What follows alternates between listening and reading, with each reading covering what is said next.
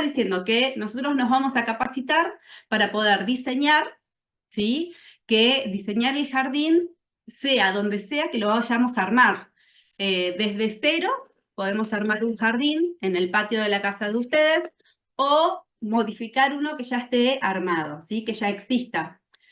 Hay que darle las características adecuadas a fin de que pueda ser visiblemente agradable en todas las épocas del año y que tenga atractivo ornamental durante todo el año.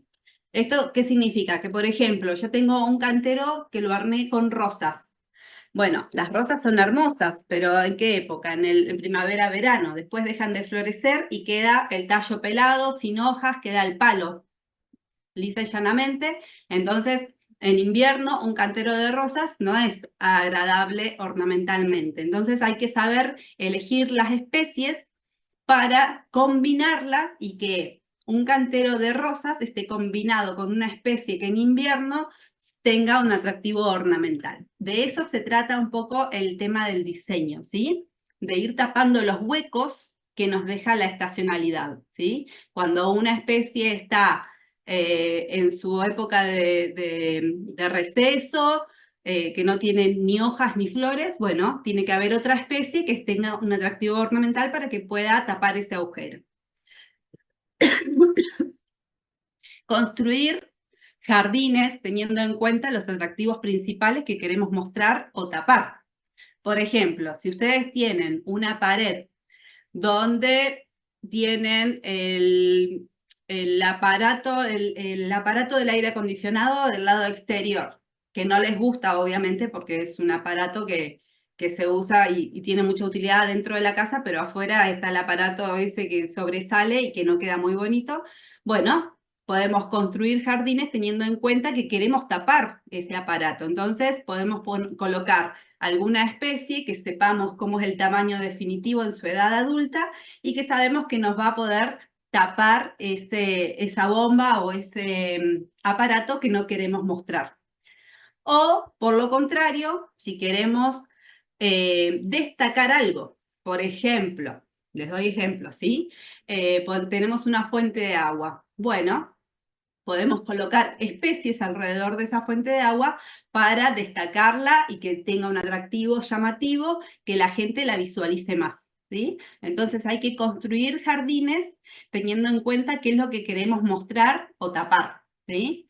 Nosotros le vamos a dar una utilidad a la construcción de los jardines.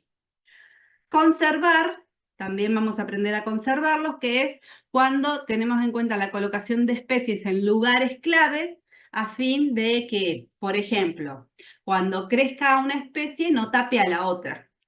Vieron, por ejemplo, hay mucha gente que planta las plantas todas apiñadas, unas al lado de otras, y hay que tener en cuenta que las especies crecen, que todas tienen un tamaño definitivo de edad adulta, y que si nosotros ponemos una especie encima de la otra, en algún momento una va a tener que dejar de crecer para darle lugar a la otra. Entonces, esas son cuestiones que hay que tener en cuenta, el tema de los espacios que ocupan las especies en su edad adulta.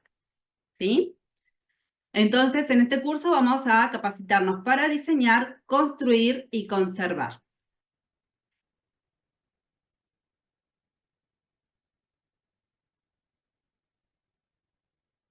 Ahí está.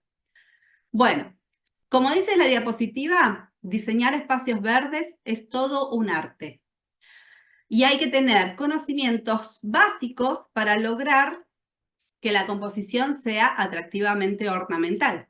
A través de ver los ejemplos de los diferentes paisajes, vamos a ir dándonos cuenta que necesitamos adquirir herramientas y actitudes básicas que hacen al proceso de diseñar todos estos espacios, ¿sí? Esto es la introducción a diseñar espacios verdes, a diseñar y componer paisajes, ¿sí? De eso se trata un poco el tema de el paisajismo, de estudiar paisajes, adquirir las herramientas y las actitudes básicas que necesitamos para diseñar espacios verdes.